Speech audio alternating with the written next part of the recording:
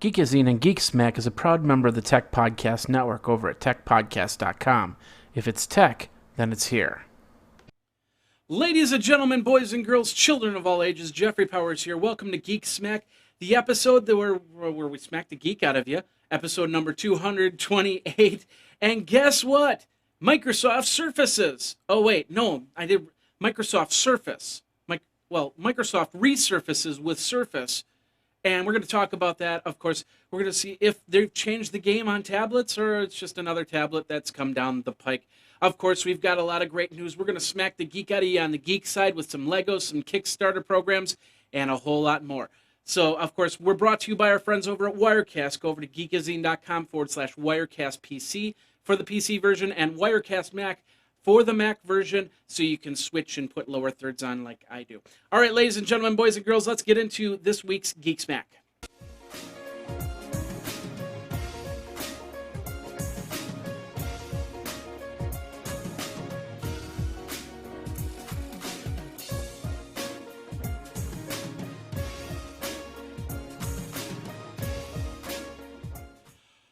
All right. Hey, everybody. Jeffrey Powers here. I hope you're geeking out for this week in Geek Smack. My name, well, I told you my name. You don't need to know my name again because you've heard my name.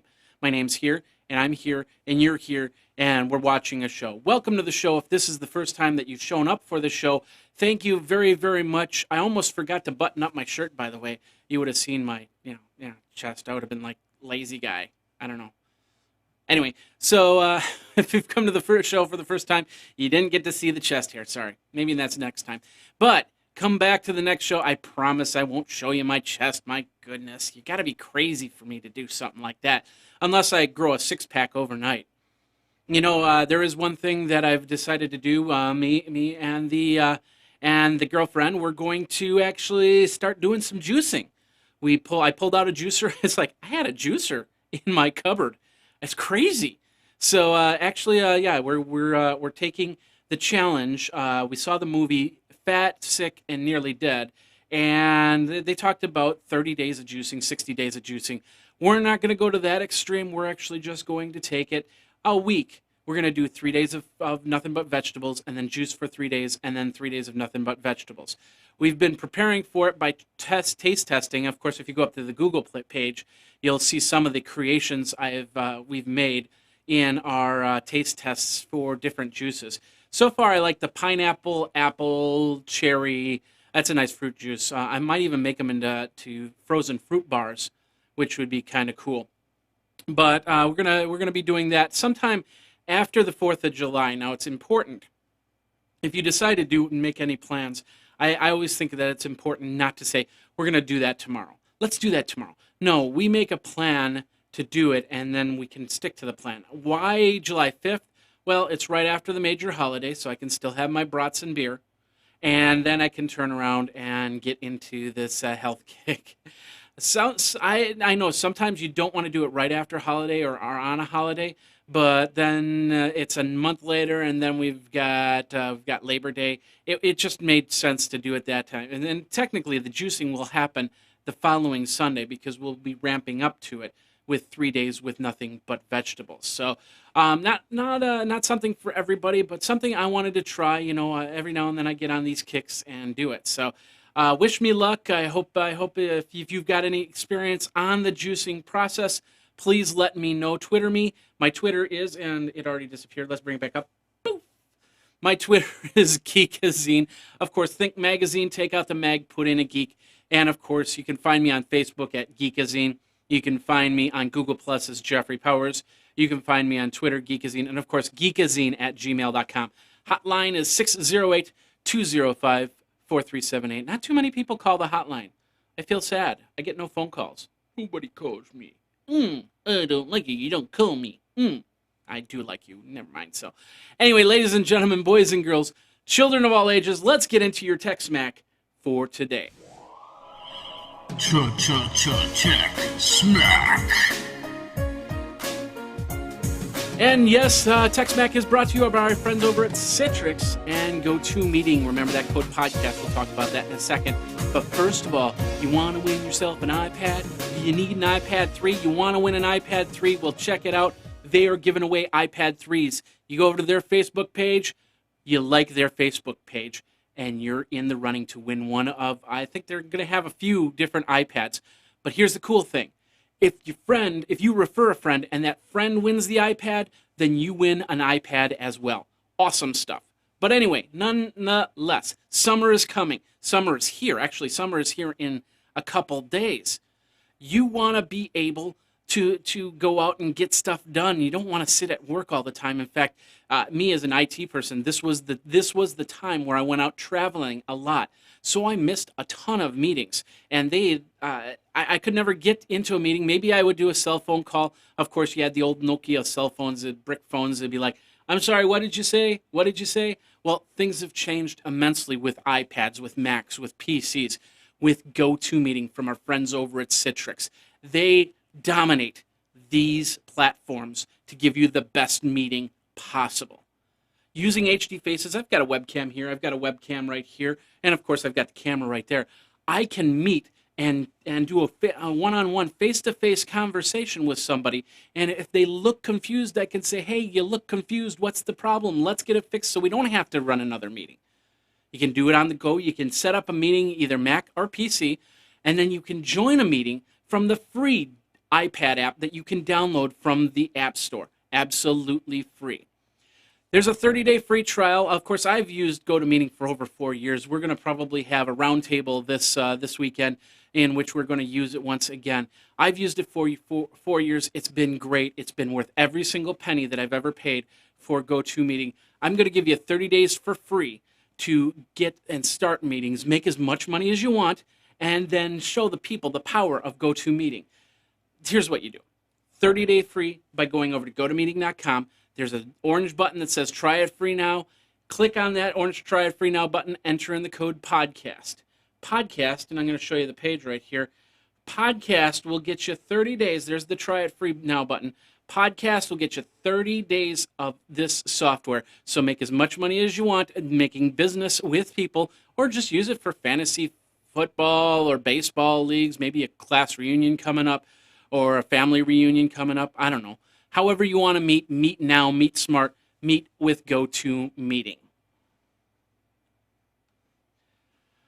All right, and yeah, go for that free iPad, man. Just like on Facebook over at GoToMeeting. You can't go wrong there. But anyway, let's get into your tech for the week.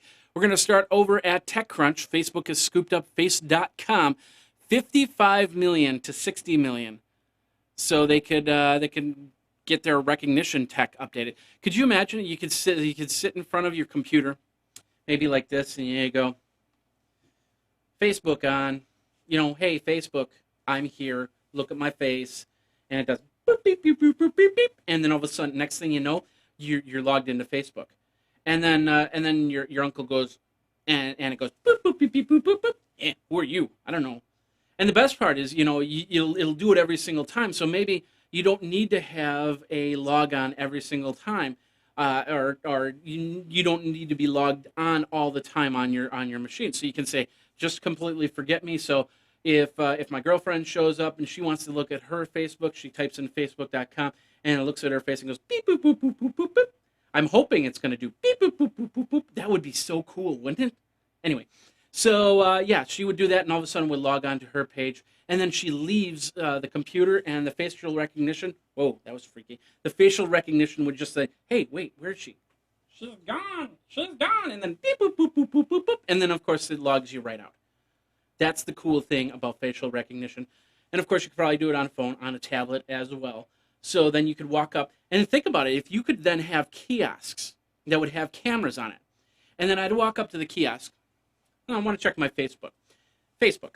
Beep, boop, boop, boop, boop, boop, boop. Facial recognition. Oh, that's you. Okay, now you're logged in. I don't know how they're going to do it with doppelgangers and stuff like that. Maybe they'll do iRetinas like, I don't know. There could be hundreds of different ways that they do this. But the cool thing is they're going to have this facial recognition. So maybe we'll get in the day of facial recognition. Maybe it'll do absolutely nothing in 3-4 years down the road. We'll go, hey, whatever happened to that Face.com thing? Oh. Anyway, what do you think? Let me know. Twitter me at Geekazine, and of course, email me at geekazine@gmail.com. Gotta love the ads. There's the ads. Let's get. Nope, that's the wrong button. There's the right button. There we go. I'm going over to a new website. It's called Mobile Burn, and they're talking about Flipboard. Flipboard has now has some Google Plus Stream integration to it. So if you use Flipboard, and I use Flipboard pretty religiously on my iPad. In fact, I put it down in my toolbar because I use it so much that you can now put it you can now get your Google Plus Stream in there. I'm very disappointed on this. I mean, I'm glad for Flipboard that they've got Google Plus integration, but why does it have to be, oh, please, can we have Google Plus integration in this? Okay. Well, we'll wait. All right. On some sort of API, Google, come on. Why does Flipboard get the preferential treatment? Are they paying money? Is this a pay to play scheme for Google Plus? For those of you who don't know what pay to play means, it basically means I pay you and I get the services I need. As a musician, pay to play is you could get a gig opening for Justin Bieber, for example. I don't know why, but you could. And you would end up paying for it. And they'd give you like a certain amount of tickets so you could make your money back and then a couple extra dollars by selling those tickets. That's the idea of pay to play. So is Flipboard doing a pay to play, or is Google saying this is how it's going to work from here on? Why don't they just open up the API and give everybody an equal opportunity? Anyway, pretty cool, like I said, for Flipboard. I'm really excited about it, and I'm glad that there is some integration. But if you want to read more on this is over at mobileburn.com. Moving from here, we're going over to the bbc.co.uk. We're talking about IBM's supercomputer, and I don't know if you knew this, but IBM's supercomputer was not the fastest computer out there. It actually was a Fujitsu computer, and it resided in Japan. Well, apparently that IBM has come back and taken over that computer with Sequoia is their supercomputer. So now Sequoia is the fastest supercomputer on the Earth. So congratulations to IBM. I am glad for you. And where's my free computer now? I don't know. Maybe I don't need a free computer. I got two. I got several. I just updated my desktop. I'm gonna tell you something. Okay. I had this, it's an Asus board, and the computer actually has been around. This is going on 3 years now that I've had this iteration of a computer. I've never had a desktop for more than 2 years. More than 2 years. This one's 3 years. And I started looking at it, it's like, I really don't need to upgrade, just some key parts. So I added some memory to it. I put in a brand new video card, 2 gigabyte video card, so I can do my video processing. Holy Moses, so much faster. And I am thinking there is an opportunity to actually upgrade the processor. So I'm thinking about doing that. And I've saved myself, I can actually use this computer for a couple more years. The only thing that I really want to get is a new monitor, secondary monitor. The primary monitor is still good. So if you got a secondary monitor, it's got to be DVI, and you want to donate it to the cause, let me know. Twitter me over at Geekazine. All right, that was on bbc.co.uk, by the way. We're going to move from there. We're going to go over to Gigam, and the new Songza. I don't know if you've heard about this. Songza is kind of like, well, more like Spotify than Pandora, but they are fighting for position, jockeying for position for this very big niche. Now, WWDC last week, Apple came out with a lot of great announcements. There was a lot of other great announcements that happened at WWDC. For some reason, Songza also showed off at WWDC. Apparently, in the last 10 days, they hit 1.15 million iOS downloads. Now, Songza, a little bit different. It's actually pretty cool. You look at the interface. I'm going to show you the interface here. The interface is right down there, and basically, it's on the interface. It says, "Hey, do you want to put together a mix for cooking? You want to put together an exercise mix, maybe a mix to while you're in the shower or something like that." They've got it categories like that, so you can actually just say, "Okay, I want this set of music." And how many times have you wanted it that way? It's like, I want in the car music. I want in the shower music. I want music I can fall asleep to or wake up to, or just straight up working out. So pretty cool stuff. And I've known about Songza. I believe they were at TechCrunch Disrupt one year. I'm not sure. I saw them in their beginning stages, and I can tell you that I was pretty impressed back then. I'm still impressed with them right now. So we're gonna keep an eye on them. Of course, if you want to check out this article, it's over at Gigaom.com. All right, moving on from there, Information Week is talking about Mozilla. Now, apparently Mozilla has come out with a browser for the iPad, which is great, but it's also, I don't know. Let's put it this way. 2-3 weeks ago, Yahoo came out with Yahoo Access, and everybody was going, "Ooh, this is a cool, really cool browser. I like this. This is cool." And I even took it and I put it down in my dock. I took out Safari. I hate Safari. I can't stand Safari. However, there's only one small problem with this whole theory, and that is I can't use Yahoo Access as the main browser. So if I go into email and it calls up a web page, if I go into a Twitter client and it calls up a web page, it'll call it up in Safari before it calls it up into Yahoo Access. Now, Mozilla could be the best thing since sliced bread for the mobile browser, but it's always getting pushed out by Safari. And I don't understand why there isn't any questioning by the Department of Justice or the EU. And maybe that's where they're poisoning. It's like, well, we want to get on the iPhone and the iPad, but if they ask you, if they only say you can only use Safari, or we're going to default to the Safari every single time, maybe Mozilla can go back to the Department of Justice and say, hey, look, what's up with this? We want our fair share, just like 10, 15 years ago when Microsoft tried to do this with Internet Explorer. We want Safari. We want people to be able to choose. So we'll see what happens here.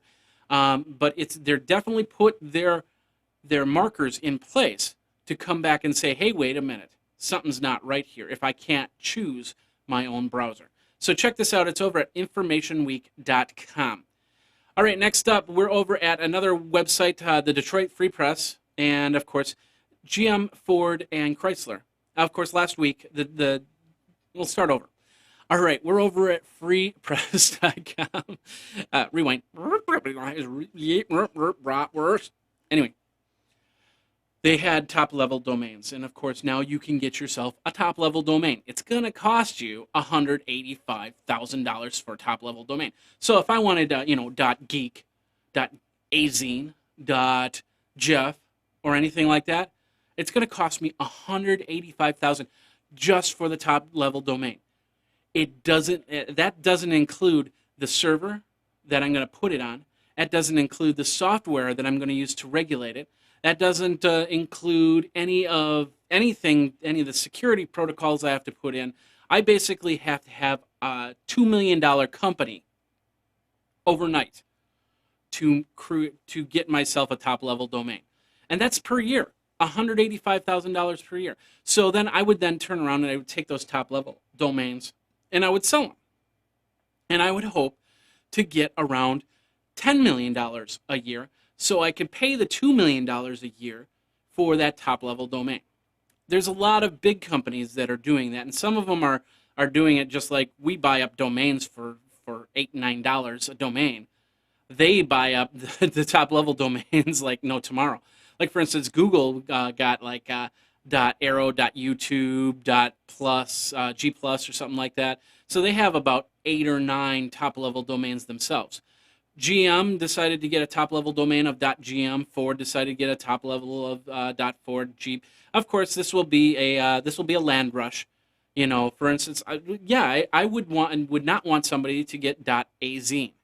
That would change my structure, because Geekazine, we've got Dorkazine, we've got Sportazine, we've got which by the way, Doug has been writing a lot of articles on Sportazine.com. So if you're a sports nut, check it out. TVazine is where all the video can be found, so on and so forth. So the bottom line is, if somebody did a .azine and did geek.azine, that would be in direct competition. Now, I could then turn around and jockey for that domain simply because I might have a trademark on Geekazine. And if I have that protected, then we might get into some legal battle. But right now, That's where people are going. Nobody wants somebody to buy .Ford. Not that ICANN is going to end up selling somebody .Ford that's not from Ford, but you see where I'm going with there. Like, for instance, somebody like TechCrunch or Engadget or AOL might do it. Now, there's a lot of top-level domains that aren't being grabbed right away. Like, for instance, they noted that KFC didn't go get their top-level domain. Do they really need one? I don't know. But once again, somebody could turn around, say, yeah, I have the corrupt food centers, and I want the .kfc top-level domain. Just like I could be corrupt food centers, and I wanted kfc.com back 20, 30 years ago. So, or 20 years ago. Do my math in my head. Less than 20 years ago, if you think about it. So, bottom line is, this is pretty interesting. We're seeing the land rush right now. And of course, for those of us who want a top-level domain, it's just not going to happen. Maybe you can get about 10 or 12 people invest with you, and you could actually get a top-level domain of whatever you choose. So, interesting stuff. If you want to read more on this, this is over at the Free Press over at Detroit on freep.com. And ladies and gentlemen, boys and girls, that does do it for the tech section of the news. We're going to get into the geek section right after this.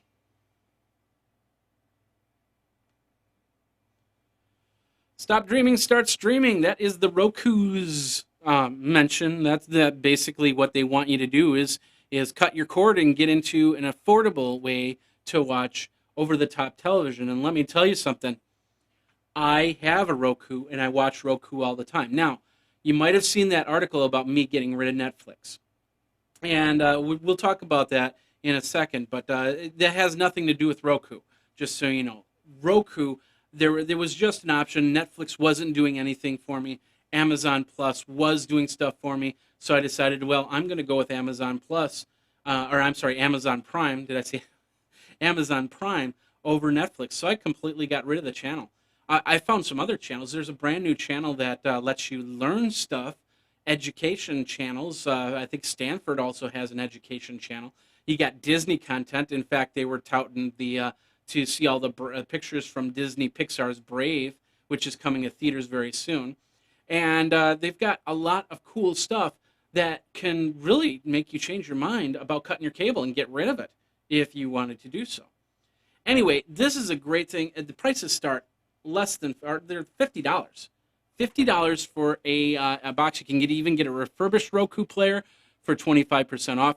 But check it out. Go over to geekazine.com/Roku. Geekazine.com/Roku. Of course, that helps Geekazine. And you could get yourself a Roku player for any occasion, and starting at about $49.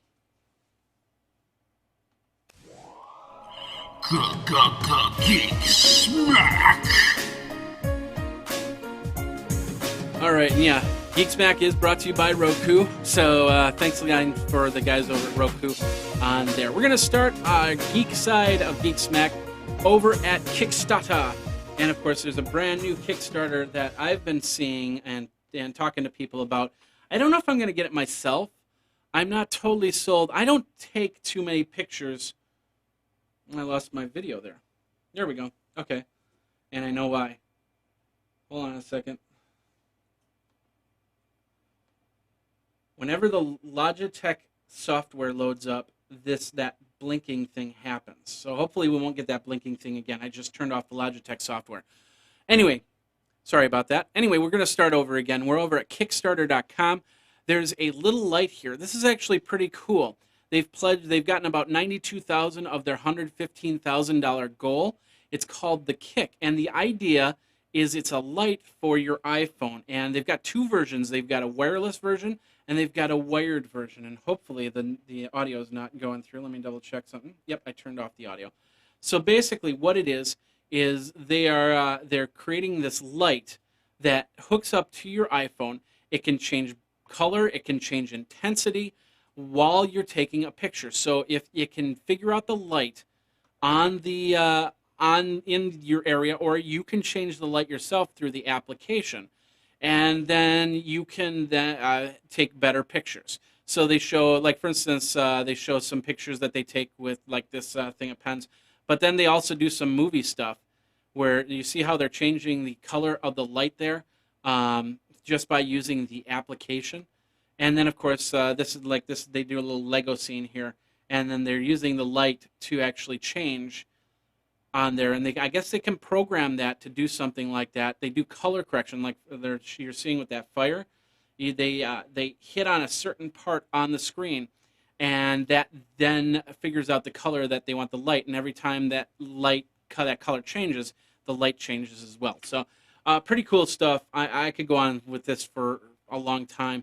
I'm very excited in this. I'm probably not going to back it as a high-end backer. I'm not. For me, that device is going to just probably sit on a shelf because I don't do too much video off of my iPhone. But it could be an alternate second light, a great alternate second light, and that could be controlled by iPad or iPhone. So I don't know. I'm still playing with the idea, but check it out. It's over at Kickstarter.com. All right, going from there, we're going over to Geekazine.com. If you are in the Halloween spirit, yeah, you could be in the Halloween spirit. Very possible, very possible. So, but anyway, they have this really cool how to make yourself an AT&T, or I'm sorry, why did I say AT&T? I don't know. An at costume. And this guy is on a bike, and of course they're showing a bunch of different costumes, Star Wars wise. So you can check that out over at makezine.com. Going over to The Verge. If you are a Kindle owner, you can now get yourself the Harry Potter series available for free through the Kindle Owners Lending Library. Once again, I am an Amazon Prime subscriber, but I guess with the iPad, with the Kindle app, you can't do the library thing through the Kindle. I might just get myself a $100 Kindle so I can actually read books. Maybe someday I'll actually start reading the books. I don't know. Anyway, but if you are a Harry Potter fan, if you're a Kindle fan, well, guess what? You can read Harry Potter on your Kindle for free with your Prime account. All right, moving from there, we've got a really great, amazing Lego data center, which I don't think I can show you. This is a YouTube or a video. Maybe I can show you a little bit of this. But anyway, this is over at datacenterknowledge.com, where they've built a full-size data center out of Legos.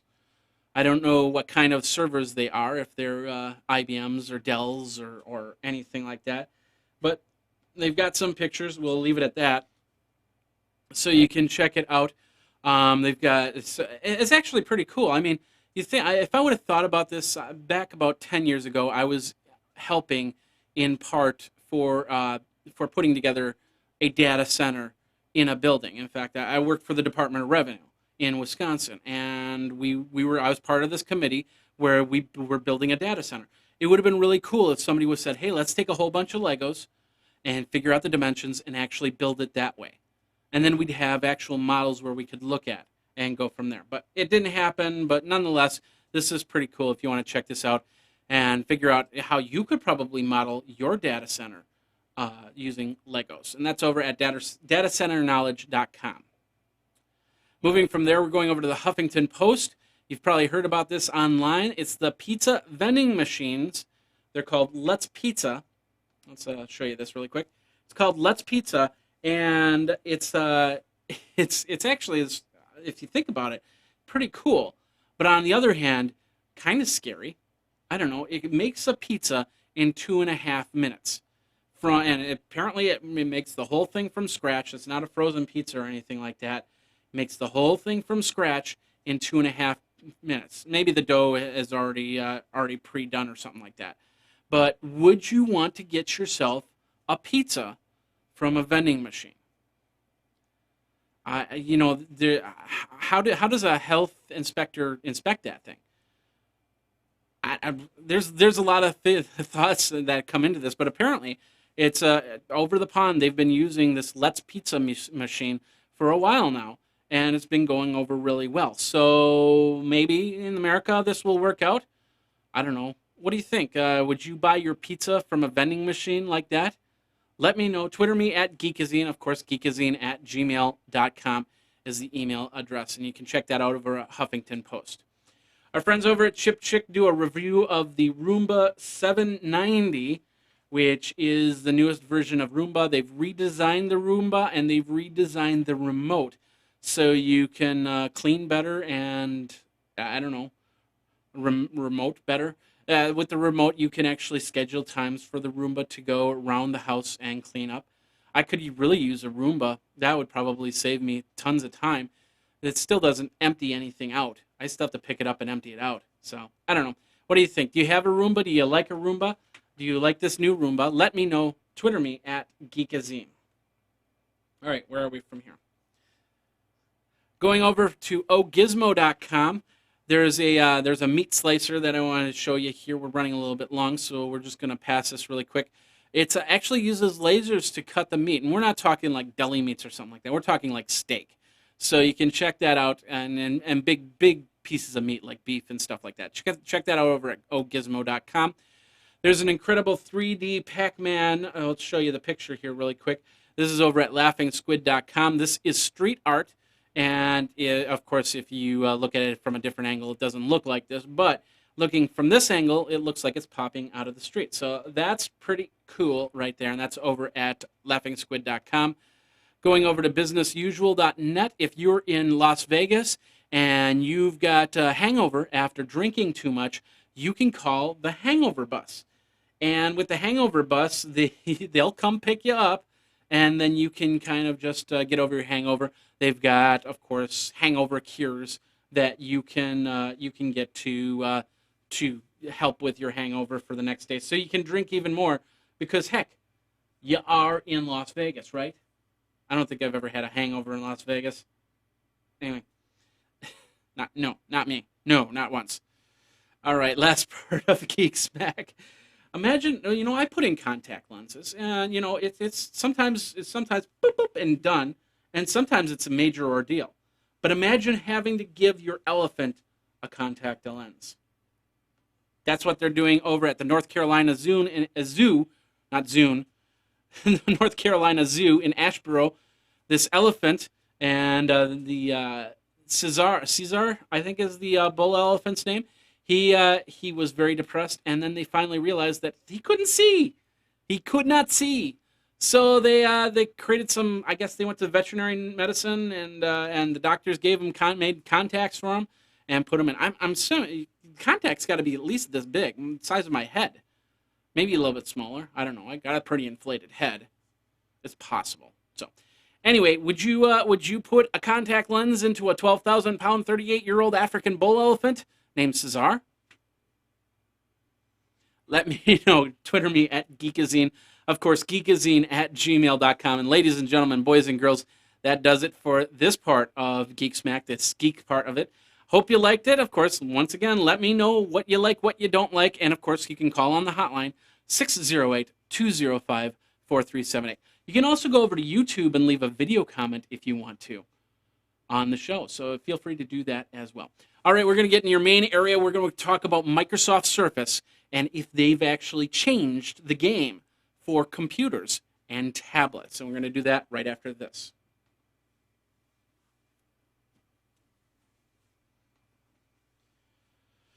Of course, if you're listening to the audio version of Geekazine, Geek Smack, The Day in Tech History, iPad 365, you can find all of that stuff over at Stitcher Internet Radio. It's great for your mobile device. You can load it up. You can put it into a favorites list, and then you can listen to podcast after podcast after podcast.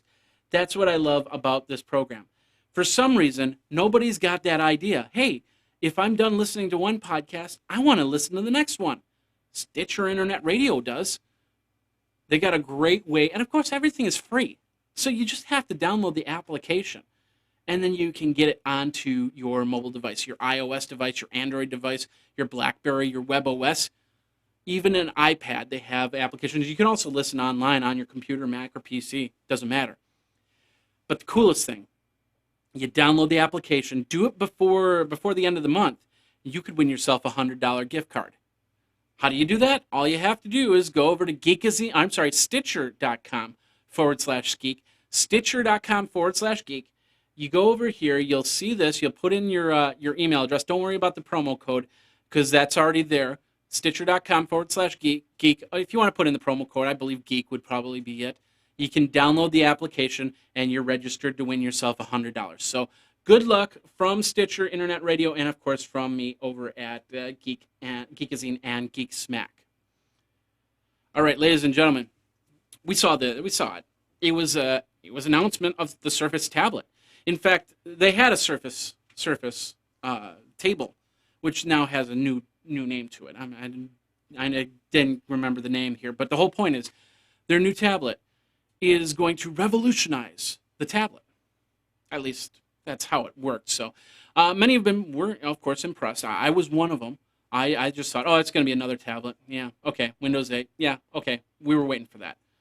But not since January of 2009, when Steve Jobs stood on the stage and showed off the iPad for the first time, was a change of technology so prevalent. With the idea of a tablet, of course, once again, wasn't too surprising, but it's definitely the next step where we go from here, because it's not as much of a tablet as it is a computer. Now, I don't know how Surface will actually fare. I mean, it could fail worse than Lisa or Newton or even Phantom game consoles or any other type of vaporware for that matter. But what it did do was usher in a new thought, a new era. Because now, hey, you've got a tablet that's got a full-fledged operating system in there that can have a keyboard and can have a trackpad without looking and being a big laptop like this one or this one. There are a few gaping holes in this, of course, this Surface announcement. The biggest one was the device did not have 4G in it at all. I was floored. They did not have a 3G or 4G solution. That's, for a device like that, which is going to have 64 gigabytes or less, and 64 on the highest level, where are you going to store your stuff? Now, you do have a USB drive, and you will be able to probably hook up a USB device, like a storage device, but why are we're creating a laptop that's going to be really thin. We don't want to take a ton of accessories with us, or else that's completely defeating the purpose. Now, the new ARM will surface that there's going to be two versions of this tablet. One's actually going to be a tablet version running what's called Windows RT, which is a real-time version of Windows 8. And that'll be coming out when Windows 8 comes out. And it'll be for what they're calling fair market price, which kind of disappointed me that they didn't say this is how much it's going to be come that time. Because now I can't plan for that. I can't pre-order that. The next version, the actual Core i5 version, by the way, the first tablet has an ARM-based processor. The i5 version of the tablet won't come until about January, till about CES. The smart cover case, pretty cool stuff. You can actually detach it. You can have different colors. What I talked about when we did the live thing for the announcement, I said, I just don't like a keyboard without a tactile feel. And those smart covers, the first set of smart covers, didn't look like they had tactile feel at all. They did also show you a smart cover that was a little bit thicker, that did have raised keys, so it could make it feel, you could actually feel the keys. And I like to do that when I'm on an actual computer. When I'm on my iPad, I do type on the touchscreen, and it does work pretty well. But, if I'm looking for a computer, I'm looking for something with a little bit more, little tactile feel. But they also have a trackpad on there, which is just completely amazing that they even think about it. I mean, you have a touchscreen. Do you need a trackpad and a touchscreen? Yes, you do. I was impressed to the point where I will be looking to see if this is a machine that I will buy. There's still a lot of questions. Like, for instance, what type of display will come from this? We know that it's 16 by 9. We know it's 10.6 inches. But will it be something I can use? Will I get spoiled on things like Retina display to not buy this tablet? I could find myself traveling with, that's the best part, is I could find myself traveling with 2 to 3 machines. And it just be an amazing thing. And my phone's going off. Sorry about that. I could find myself running with 2 to 3 tablets for the size of my laptop, and be able to get through airport security, and be able to run a whole bunch of different machines for things that I do, like video and stuff like that. Pretty interesting stuff. We'll see what happens. But I'm very interested. I really think that Microsoft stepped up their game and finally came out of the cobwebs after so many months of just laying back. We'll see where this goes. But let me know what you think. Did you think that this was a great announcement? Did you think that this was, not so much? Let me know. You can Twitter me over at Geekazine. Geekazine@gmail.com is the email address. And then, of course, 608-205-4378 is the phone number. All right, ladies and gentlemen, boys and girls, children of all ages, my name is Jeffrey Powers. Thanks a lot for watching. Of course, thanks a lot for listening over on Stitcher.com, Stitcher Internet Radio, and wherever you listen to the podcast. We will not be back next week simply because I will be going to Ford for what's called the Forward with Ford event, where we're going to learn about Ford stuff. So we're going to have a week off, and then we're going to be back on actually July 4th with another episode of Geek Smack. I will do a July 4th episode of Geek Smack. So we will see you in 2 weeks when it will be Geek Smack once again. My name is Jeffrey Powers. Thanks a lot for watching and listening, and we'll see you next time on Geek Smack. Take care.